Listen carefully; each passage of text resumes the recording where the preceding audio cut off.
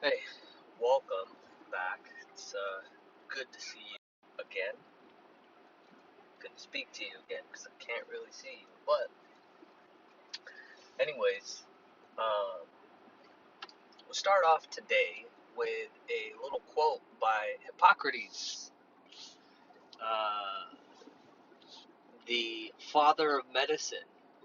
Um, and the quote goes something like, before you heal someone, ask them if they are willing to let go of the things that made them sick. Um, Pretty powerful quote. Um, am I willing to give up the things that made me sick? Now, some of these things can include, and this applies to various areas of life, as always. Um, but we're talking health wise here, and these things include excessive booze, Netflix, scrolling, weed, sitting on your ass, being a jerk, being negative, being mean to yourself. These things make you sick, literally, like physiologically and emotionally. Um, it's very well documented, and this is not a new thing that your emotions affect you physically. Like they change the chemistry of your body and can make you sick, and do make you sick. And I'm fortunate to be able to work with people who understand this and want to give up the things that made them sick. A willingness to change is important. In order to change, to get to somewhere where you want to be, which in this case might be being lean, strong, healthy, and vibrant, right? A willingness to change is important. If you are not willing, it's not going to work. Everybody is able to, so you need to be willing and be able, right? So I'm very lucky that the people that I get to work with that are drawn to what I do understand this and want to move in that direction. They want to let go of the things that made them sick to begin with. They don't want to continue to do those things, right? Because being lean, strong, and vibrant is hard enough as it is. But if you don't want to stop the things that made you sick, like being mean, sedentary, and gluttonous, just you can forget about it. It's not going to work. A lot of people ask me how to get shredded, how to get leaner, how to lose fat. A lot of people ask me that. And, usually I'll joke around like a lot of people have been asking me about, this and that. But a lot of people do ask me about how to get shredded, how to lose fat. And not all of them want to stop counterproductive behaviors. Most don't. And another thing that adds to the confusion is like some people don't know what some of the counterproductive behaviors are. Actually, many people don't know what the counterproductive behaviors are. I forget who said this, but you can't see the label from inside the bottle. You don't know what you don't know. And so really, like, the fastest path forward is to be able to let go and just go into it and just be willing to find out. And that's tough to do. I'll tell you from experience, like I struggle with many things that I want to improve and change and get better at. And you're so entrenched in what you think and what you quote unquote know that it's really difficult to like let down your all of your knowing and what you know to be true to be able to get that information, right? Like, and that's what. And as far as fat loss goes, that's where most people are at. They don't want to let go of some of their counterproductive behaviors. Like give you a small example. Somebody's like, was like, how do I track iguanas? Iguanas is a Mexican restaurant out here in San Jose. And I'm like, uh, well, why do you, well, I can answer that question for you very easily, but why do you want to eat at iguanas? Like, do you have to eat at iguanas? Because knowing how to track the calories at iguanas is like knowing calculus, and you never went to algebra. So, yeah, I mean, I can tell you, but is that really going to help you? Like, you're really not going to understand anything. And it's not going to, and I could even show you how to do that problem, and then it still won't matter because you didn't learn the fundamentals of, like, what's actually happening here. So, to this person, it's like, if you really do want to lose fat and make this easy and know how to do this forever, like, go back and learn algebra.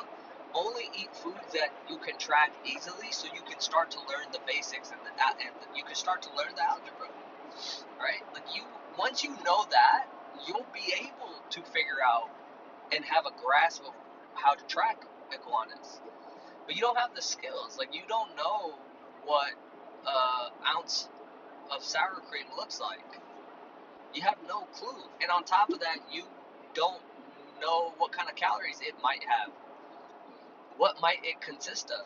But if you track enough things for long enough that are easy, that are definitive, like they have a label, you will know the answers to that. And then when I tell you, it'll make sense to you, right? So, but not everybody. And then obviously this is a client, and she was like, "Oh hell yeah, of course, that makes total sense, right?" And that's what my job is, to be your corner man, to be able to see the blind spots that you can't see. That's really the benefit. The benefit of hiring a coach is not they give you all the answers. The benefit is that they show you where your blind spots are and allow you to go back and learn what needs to be learned, not only just intellectually, but through experience, and then be able to walk that path with you. That's the benefit of a good coach, right? Um, and she was like, "Oh my God, that totally makes sense." And all of a sudden, like, and she did say, like, "Oh, I just wanted to, like, I don't know why I wanted to eat iguanas. I just, like, it was just like, oh, I want to eat iguanas, right?" Not even considering for a moment that there's actually various options that would actually benefit your learning, and still taste good. Like, don't be so stubborn with yourself, right? But like I said, most people they don't want to stop counterproductive behaviors, and they'd rather I tell them what the secret hack is. And my response to these people is to slowly and awkwardly back away.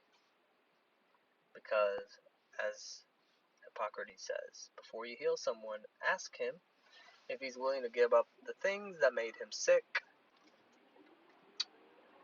And if no, I will be backing away awkwardly. Anyways, that's it for this particular episode. I am doing the enchilada challenge in February, so I got a little softer than I wanted. My standard for being lean or my desire is a little bit higher, and I really like being lean all the time. And over the past month or two, I've gotten a little bit relaxed. And although, I mean, I can still flex and have a six pack, but is not where I want it to be. So I'm doing the enchilada challenge, which basically it will benefit because if you watch it and you pay attention to what's going on, you're gonna see a couple of things. Number one, the most obvious one is that yes, you can eat the things, and you must eat the things that you like in the right quantities to be able to and still lose fat, right? That's the obvious one. Obviously, there's many examples of this where Jordan Syed, my dear friend, um, name dropping, um, did the Big Mac challenge. There's people who did the ice cream diet, the Twinkie diet, all kinds of people who have shown that you can lose fat with any food in a calorie controlled quantity and improve health markers, right? Because having excess fat is actually more damaging to health markers than a quote unquote bad food, which there is none, right? A food is a food is a food, and then the quantities and the context of your body is where the food becomes good or bad, right? And even then, it's not like it doesn't need to be good or bad. It's just there's no morality here. It's just, you know, there's no judgment here. It's, well, too much body fat moves you towards heart disease and high blood pressure and blah, blah, blah. But, it's also a function of how much muscle and strength that you have, because the environment that you put the food into is more important than the food itself. So you could take the same food, put it into a non-muscular, physically weak environment, and then you could throw in excess body fat in there, and that food will be, very dangerous. Like, it's going to cause unpleasant problems for that person.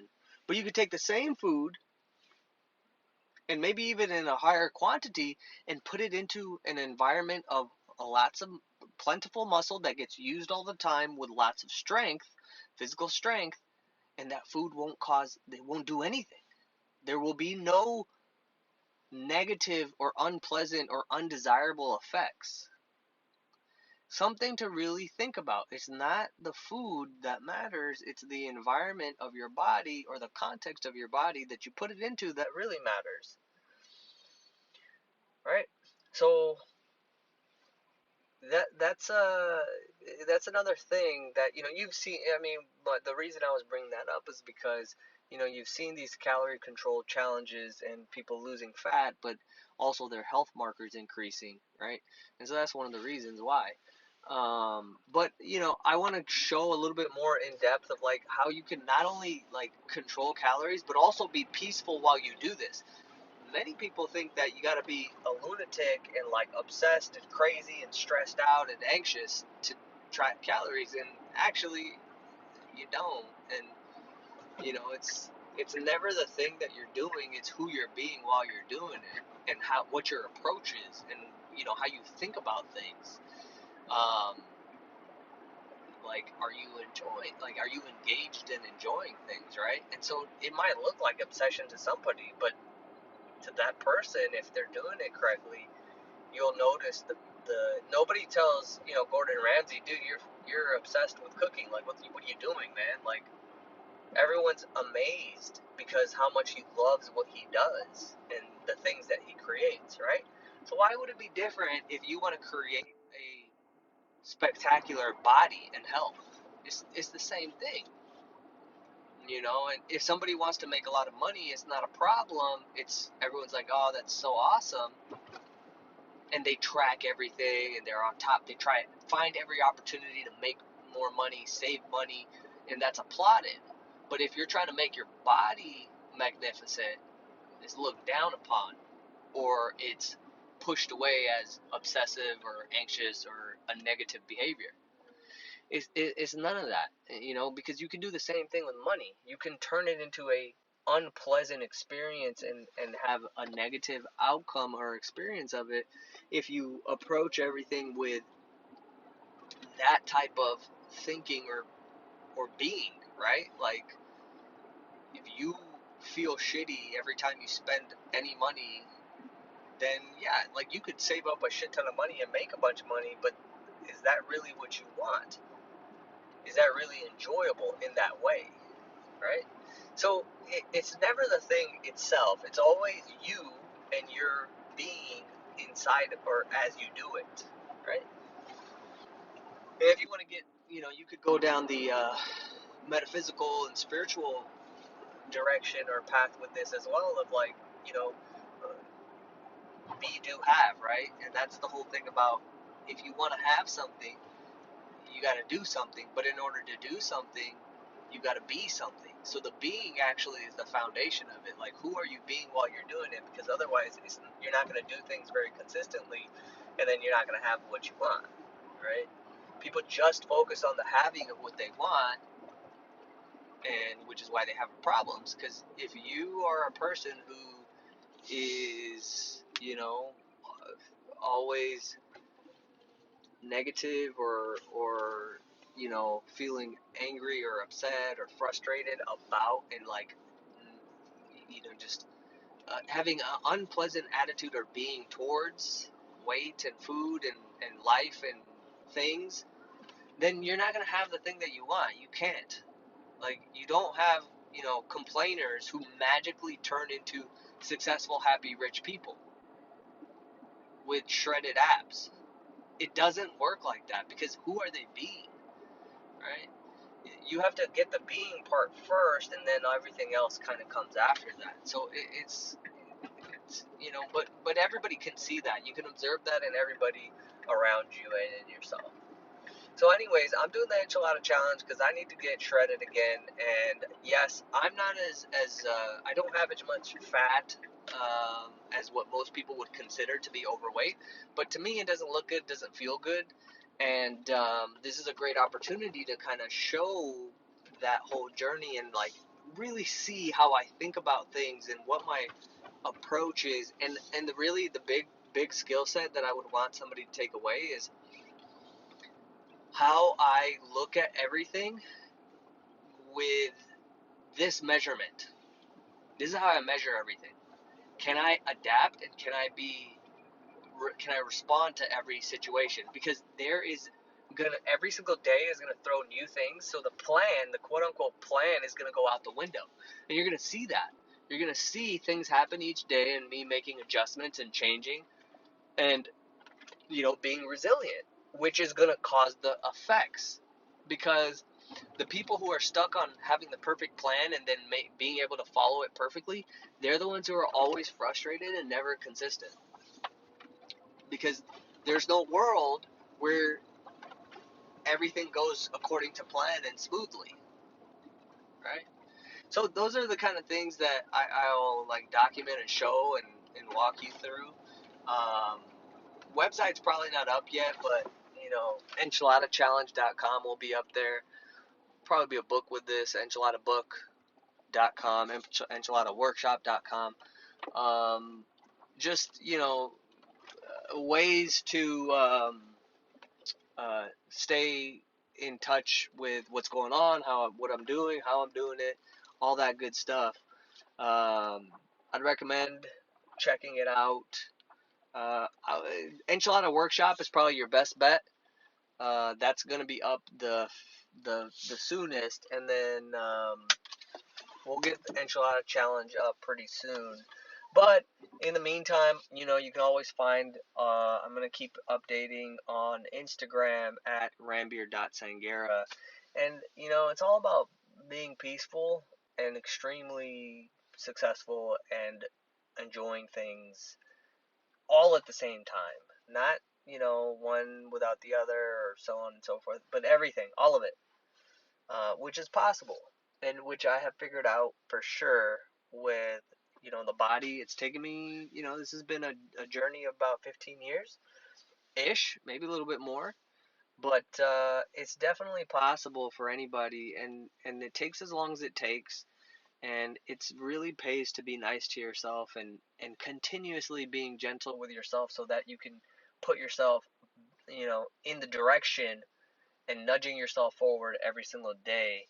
um, it just feels good, and that's kind of my whole mission, is like helping people feel good while they do this stuff. I know a lot of people, like a lot of my clients, they're very successful in whatever they're doing, but they just couldn't, like, they can't figure out this piece, and they can't figure, like, they get, they're trying to figure out why this piece hasn't worked, and that's where, in the whole body and fat loss is very frustrating to people, and that's kind of that's my skill set of how to enjoy everything and be shredded and be peaceful and not make a big deal out of it.